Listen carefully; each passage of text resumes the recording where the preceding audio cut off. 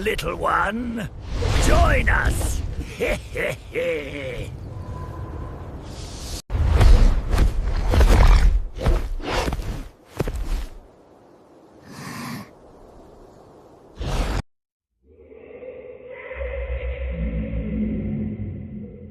There exists an entity that has traversed the boundless corridors of history, weaving itself into the very fabric of human civilization, like a silken thread of gold and shadow. Across the vast expanses of the Eastern world, from the scorched earth of ancient kingdoms to the flickering digital screens of our modern age, a singular name whispers through the archives of the forgotten, the nine-tailed fox. Imagine a creature possessing fur the color of a setting sun's final embers, a face as pale as the winter moon, and 9 undulating tails that rhythmically beat against the atmosphere, altering the very flow of causality. This legendary spirit was not merely a monster of folklore, but a master architect of ruin who crossed the borders of 3 great nations, leaving behind a trail of scorched thrones and hollowed-out societies. She utilized beauty not as a decorative trait, but as a precision-engineered weapon, a key that unlocked the inner sanctums of power, and allowed her to dismantle entire structures of governance from within.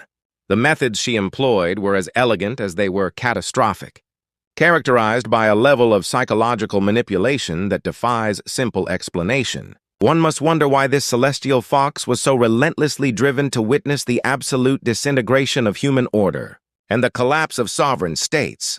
To dismiss her as a simple demon is to ignore the chilling, visceral echoes of her footsteps that continue to resonate within the vulnerabilities of our contemporary world. Today, we shall unravel the intricate tapestry of this beautiful and terrifying spirit, tracing her journey from the crucible of ancient China to the spiritual landscapes of India, and finally to the mist-shrouded islands of Japan. We invite you to look closely, for as we peel back the layers of this narrative, you must ask yourself whether you possess the clarity of mind to perceive the predatory truth, hidden beneath a veneer of exquisite perfection. Our journey begins several millennia ago in the cradle of the Yin dynasty, during an era where the boundary between the divine and the mortal was as thin as a veil of incense smoke. It was here that the 9-tailed fox left her first indelible mark upon the history of mankind. Assuming the form of a woman named Daji, her beauty was said to be so profound that it acted as a sensory overload, capturing the heart and will of King Zhou, until he was little more than a puppet in her delicate, clawed hands. The palace air, once filled with the scent of ritual offerings and the sound of wise counsel, was replaced by a cloying, suffocating atmosphere of decadence. From a folkloric perspective, the emergence of the 9-tailed fox often coincides with the chaotic transition between dynasties, serving as a metaphysical omen that a ruler's divine mandate has reached its expiration. However, when we analyze Daji's influence through the lens of modern neuroscience, a more clinical and perhaps more frightening picture emerges. She did not merely speak to the king, she performed a sophisticated psychological bypass, flooding his neural pathways with such immense levels of dopamine that his prefrontal cortex, the seat of logic and long-term planning, essentially went dark. He was trapped in a permanent state of high intensity, reward-seeking, unable to perceive the agonizing screams of his subjects or the rot eating away at his administration. Daji's whispers in the king's ear were likely more than mere words. They were a form of spiritual interference designed to paralyze the rational mind. Within the palace walls, the king and his consort indulged in the legendary wine pool and meat forest, a landscape of sensory excess where the air was thick with the scent of overripe fruit and the pungent, heavy aroma of fermented spirits.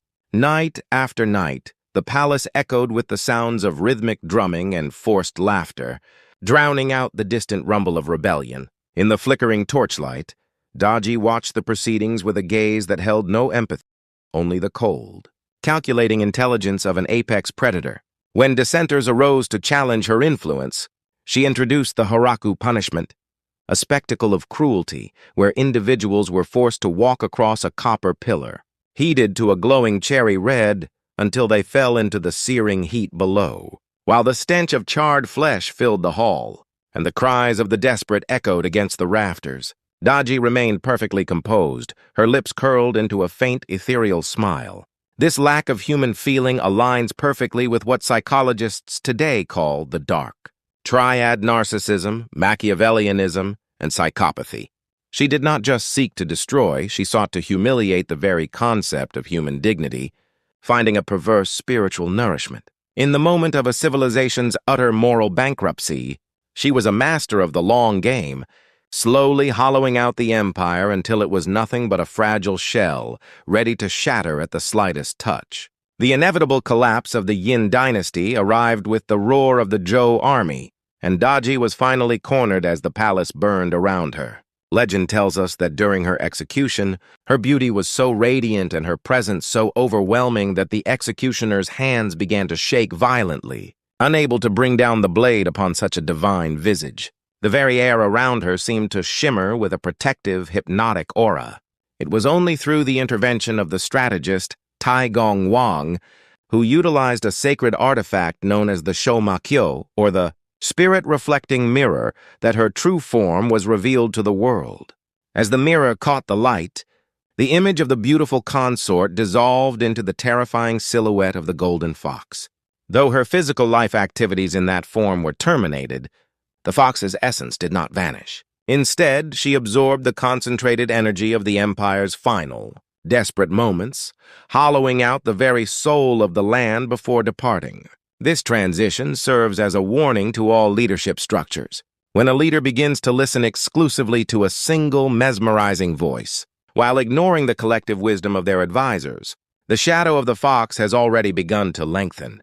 It is not necessarily a physical monster, but a manifestation of the distortions in collective psychology that occur when power becomes completely untethered from reality.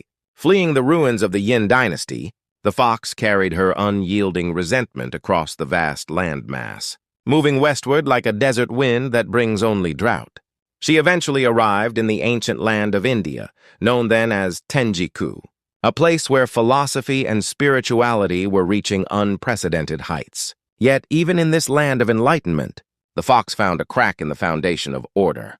She assumed the identity of Lady Kao, the consort of Prince Hansoku of the Magadha kingdom. The environment here was a stark contrast to the humid palaces of China. The air was dry and dusty, filled with the scent of sandalwood and the sound of bells from distant temples. Under the influence of Lady Kao, the prince underwent a terrifying transformation, turning away from the path of righteousness and toward a philosophy of absolute nihilism. She whispered into his mind that true power lay in the mastery over life and death itself, convincing him to embark on a campaign of horrific violence.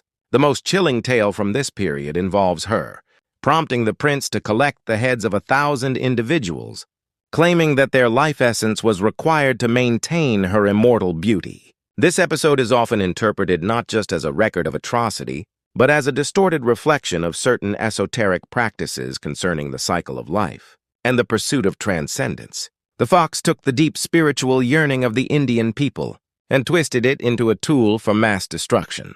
However, the spiritual defenses of India were formidable. The land was home to sages and monks, whose minds had been sharpened through decades of meditation and asceticism. They possessed a level of spiritual perception that could see through the fox's most intricate veils of illusion. As these enlightened beings began to focus their collective will on the source of the kingdom's corruption, the fox realized that her presence had been detected. The air in the palace became heavy with the weight of their silent prayers, a pressure that even a 1,000-year-old spirit found difficult to endure. Before her true nature could be fully exposed by the wisdom of the monks, she vanished once more. Turning her sights toward the rising sun in the east, she sought a new territory, perhaps one where the spiritual safeguards were not yet as mature as those she had encountered in the cradle of the Buddha. To reach the island nation of Japan, the fox did not merely fly through the air like a common spirit. She integrated herself into the very channels of human connection. During the Tang Dynasty, a period of immense cultural exchange, she slipped onto a vessel carrying Japanese envoys returning from their mission to China. Amidst the creaking of the wooden hull and the salt-crusted wind of the East China Sea, she hid among the shadows of the cargo, biding her time. When the ship finally docked, she stepped onto the Japanese shore in the guise of a young orphaned girl named Mizukume. Japan at this time was a young, vibrant culture, eagerly absorbing the wisdom of the continent, but still vulnerable in its spiritual infancy. Mizukume was a master of patience, spending years cultivating a reputation for extraordinary intelligence and refined grace. She studied the classics, mastered the arts, and perfected the delicate social dances of the Heian court. By the time she caught the eye of Emperor Toba, she had transformed into the woman known as Tamamo no Mai, a figure of such staggering brilliance that she was considered a living miracle. Tamamo no Mai was far more than a beautiful consort. She was an intellectual titan who could outshine the most learned scholars of the Imperial Academy. Whether the topic was the intricate doctrines of Buddhism, the celestial movements of the stars, or the subtle nuances of waka poetry, her knowledge was seemingly infinite. When she played the koto, the melody was said to vibrate with the frequency of the universe itself, bringing even the most hardened warriors to tears. Emperor Toba was completely captivated, seeing in her a companion who could finally bridge the gap of his profound existential loneliness. However, from a psychological standpoint, this was a masterful application of gaslighting. She slowly eroded the emperor's connection to his court, his family, and his own sense of reality, positioning herself as his only source of truth and comfort. As her influence grew, the emperor's physical vitality began to wither. He was plagued by inexplicable ailments that left him bedridden, his skin turning a sickly gray, while Tamamo no Mai only seemed to grow more radiant, her eyes glowing with a faint, unnatural light in the dim corridors of the palace. The court was paralyzed by fear, as the sovereign's life seemed to be draining away like water through sand. It was at this critical juncture that the renowned Onmyoji, or court diviner Abe no Yasunari, was summoned to investigate. Yasunari was a man who lived between the worlds, sensitive to the subtle shifts in the spiritual atmosphere that others ignored. When he entered the emperor's presence, he did not see a sick man and a devoted consort. He saw a vortex of dark, ancient energy coiling around the throne. He recognized the signature of a predator that had feasted on the lifeblood of empires for a millennium. To expose her, Yasunari organized a grand ritual of purification, placing a sacred altar within the palace and invoking the highest powers of the heavens. As the incense smoke rose and the chanting reached a fever pitch, the air in the room became electric. Tamamo no Mai's composure finally shattered. Under the pressure of the ritual, her human form tore apart like parchment in a gale, revealing the massive, golden, nine-tailed fox in all her terrifying majesty. The palace was filled with a roar that sounded like the crashing of tectonic plates, and the fox leapt through the roof, fleeing toward the desolate plains of Nasuno. The transformation of the fox from a court beauty to a fleeing beast was not just a physical change, but a symbolic moment where the hidden rot of the state was finally brought into the light. Yet the question remains, why did she not simply end the emperor's life activities immediately? Perhaps she found a twisted artistic satisfaction in the slow, rhythmic decay of a powerful man. Or perhaps in her own alien way, she had found in Emperor Toba a reflection of her own intellectual isolation. Regardless, her presence in Nasuno could not be tolerated. The shogunate and the imperial court joined forces to organize a massive military expedition, led by the legendary archers Miura no Suke and Kazusa no Suke. This was not a standard military campaign, it was a war against a force of nature. The plains of Nasuno became a surreal battlefield where the fox used her mastery of illusion to lead the soldiers into bottomless bogs and trap them in loops of distorted time. The soldiers found themselves fighting shadows and whispers, their morale disintegrating under the constant psychological pressure of the fox's haunting laughter echoing through the fog. To counter her supernatural speed and cunning, the commanders developed a revolutionary training method known as inuumono, where archers on horseback would hunt fast-moving dogs to sharpen their reflexes to a superhuman level. They realized that they were not hunting an animal, but an entity that responded to the very intent of her pursuers. The final confrontation was a cataclysm of steel and sorcery. Thousands of arrows filled the sky like a dark cloud, while monks chanted sutras that vibrated the very earth to disrupt the fox's illusions. In the center of the chaos, Miura no Suke and Kazusa no Suke managed to close the distance, their hearts steeled against the fox's hypnotic gaze. With a coordinated strike that combined physical prowess with spiritual conviction, they unleashed 2 arrows that struck true, one piercing, her flank and the other her neck. As the legendary fox collapsed onto the cold earth of Nasuno, her 9 tails stilled for the first time in centuries. Some say that in her final moments, she did not look at her victors with hatred, but with a strange sense of relief, as if the burden of her eternal, predatory existence had finally become too heavy to bear. However, the cessation of her physical form was not the end of the catastrophe. Where the fox fell, her concentrated malice and spiritual energy solidified into a massive dark rock that became known as the Sesho Seki, or the Killing Stone. This stone was a monument to her enduring resentment, constantly emitting a toxic vapor that claimed the life activities of any living creature that dared to approach. Birds would drop from the sky in mid-flight, and the surrounding vegetation withered into a blackened wasteland. For centuries, the stone stood as a physical manifestation of the fox's curse, a place where the barrier between our world and the realm of shadows was dangerously thin. Scientific analysis in later years would suggest that the stone was located over a volcanic vent, releasing high concentrations of hydrogen sulfide and sulfur dioxide. Yet, for the people of that time, the distinction between a toxic gas and a spiritual poison was non-existent. The stone was the fox, and the fox was the stone, still reaching out from the grave to claim her toll of human suffering.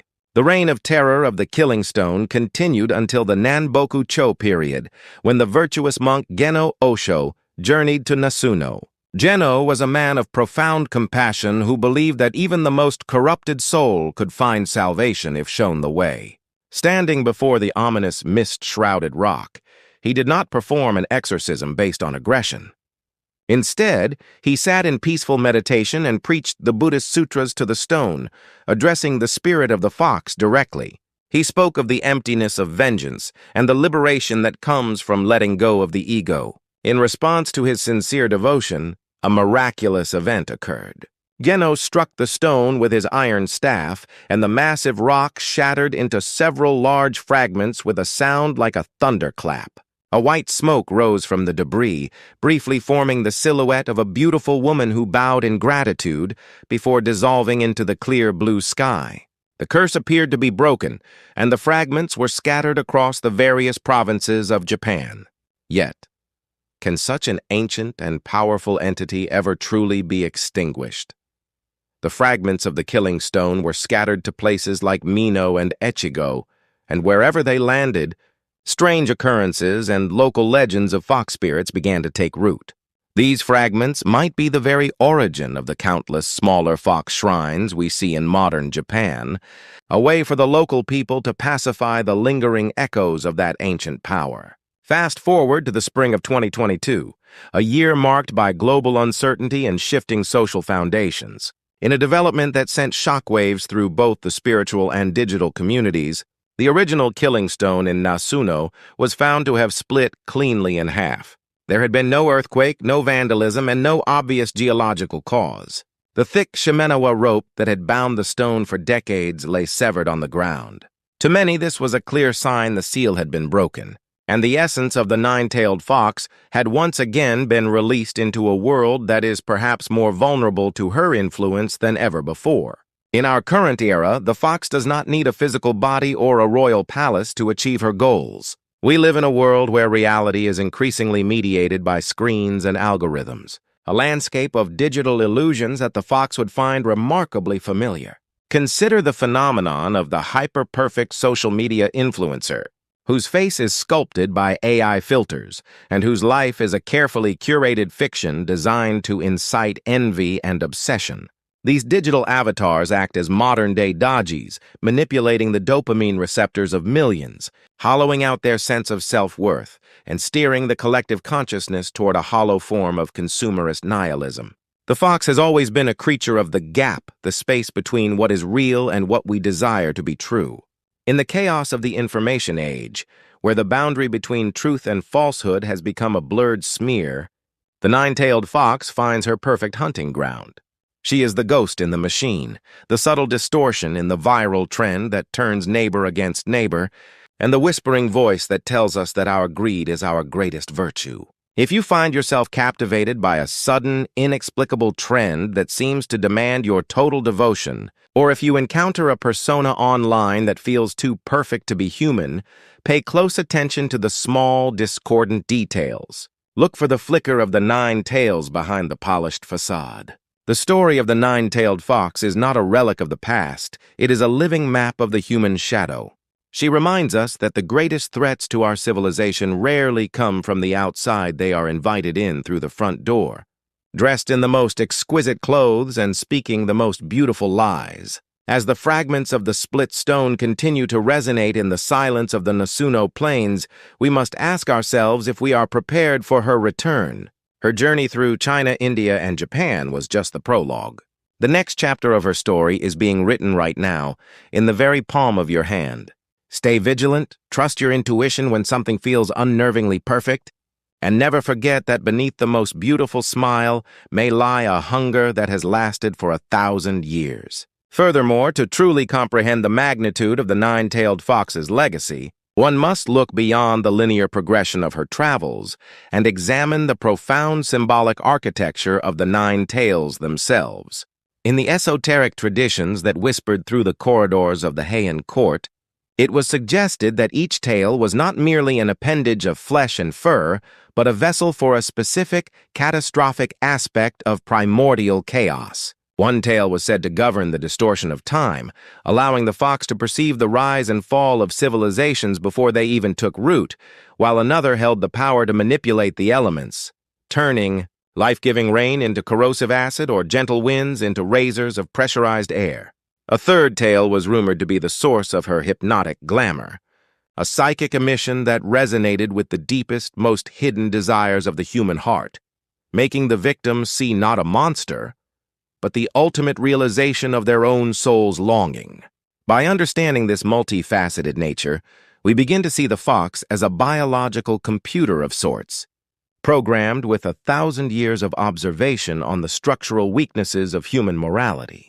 She did not just break kingdoms, she exploited the inherent bugs in the human operating system, the pride of kings, the lust of princes, and the existential dread of the common man. From a socio-political perspective, the fox's journey from the crumbling Yin dynasty to the refined, yet fragile Heian period mirrors the actual migration of cultural and philosophical ideologies across the Silk Road. As she moved from the rigid, ritual-heavy society of ancient China to the fluid, metaphysical landscapes of India, and finally to the isolated, spirit-haunted islands of Japan, she adapted her methods of subversion to match the local anxieties. In China, she targeted the mandate of heaven and the divine right to rule, striking at the very heart of the state's legitimacy. In India, she corrupted the path to enlightenment, turning the quest for spiritual transcendence into a descent into blood-soaked nihilism. In Japan, she utilized the aesthetic refinement of the nobility, turning their obsession with beauty and poetry into a weapon of self-destruction. This adaptability suggests that the fox may be a metaphor for the entropy that inevitably follows the centralization of power. When a civilization reaches its peak and begins to stagnate, the fox appears to accelerate the rot, acting as a divine scavenger that clears the way for a new world order. This archetypal role aligns closely with the Jungian concept of the shadow. The nine-tailed fox represents everything that organized society attempts to suppress: raw instinct, unbridled ambition, and the terrifying realization that our structures of order are mere illusions built on shifting sands. When Tamamo no Mae appeared in the court of Emperor Toba, she was not an external invader so much as an externalization of the court's own inner darkness, their vanity, their isolation, and their growing disconnect from the suffering of the common people. This is why the legends persist.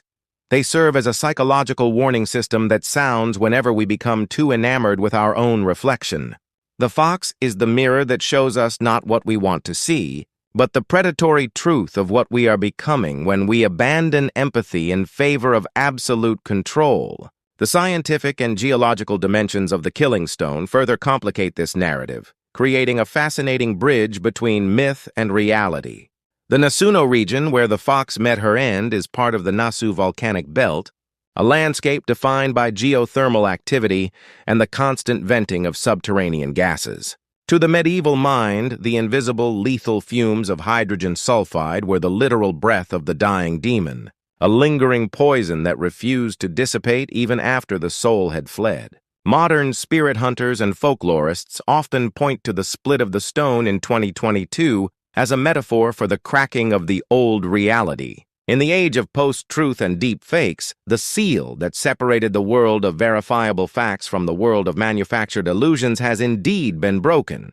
We find ourselves in a landscape very much like the foggy plains of Nasuno, where we cannot tell if the figures we see in the distance are allies or manifestations of a digital fox's whim. Consider the role of the modern algorithm as the ninth tail of the contemporary fox. Just as Tamamo no Mae utilized her vast knowledge to captivate the emperor, the data-driven systems of today utilize an almost divine understanding of our personal preferences, fears, and biases to keep us in a state of perpetual engagement. We are being charmed by lines of code that know us better than we know ourselves, leading us down paths of radicalization or mindless consumption that mirror the King of Yin's descent into the wine pool and meat forest. The digital fox does not need to whisper in our ear. She simply populates our feed with the exact image or headline that will trigger our next dopamine hit.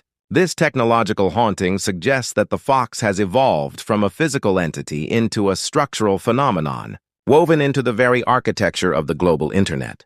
The fragmentation of the Killing Stone by Geno Osho also carries a profound philosophical lesson about the nature of conflict and resolution. Geno did not defeat the fox with a sword or a spell of binding. He defeated her with a sermon.